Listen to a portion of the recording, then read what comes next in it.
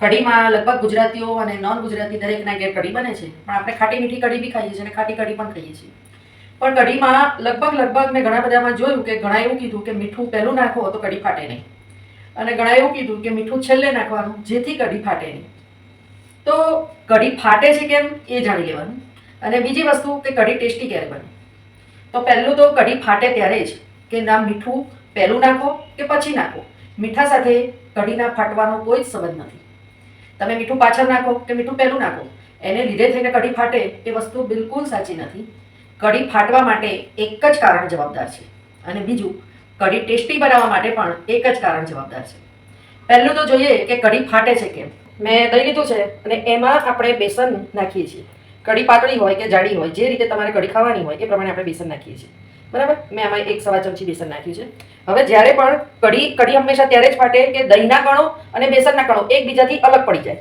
આને બરાબર આપણે આ વલોવી દેવાનું છે, અને એવી સરસ રીતે વલોવાનું કે કઢી અને દહીં અને બેસનના જે કણો છે એ બંને એકબીજામાં મળી જાય. આ જ ટીપ્સ છે જે કઢી ફાટતી નથી. એમાં મીઠું આગળ નાખો કે પાછળ નાખો એ કોઈ વસ્તુ માયને રાખતી નથી. માત્ર તમે જે દહીં અને બેસન વલોવો એને સરસ રીતે વલોવી દેવાનું કે દહીંના કણો અને બેસનના કણો એકબીજામાં મળી જાય, પછી કઢી ફાટે જ નહીં. કારણ કે ફાટવા માટે દહીં અલગ થયેલું હોય, થોડા બી કણો અલગ થયા હોય તો એ જ્યારે કણો ગરમ થાય ત્યારે ફાટી જાય, પાણી છોડે અને કઢી તમારી ફાટેલી લાગે. પરંતુ બેસનના કણો અને દહીંના કણો એકબીજામાં સરસ મળી જાય અને પછી તમે પાણી રેડી અને ફરી એકવાર આ વલોણું ફેરવી દેવાનું, તો તમારું જે કઢી છે એ ક્યારેય ફાટતી નથી. પ્રસંગોમાં જે કઢી ખાઈએ છીએ એનો આ વઘાર છે.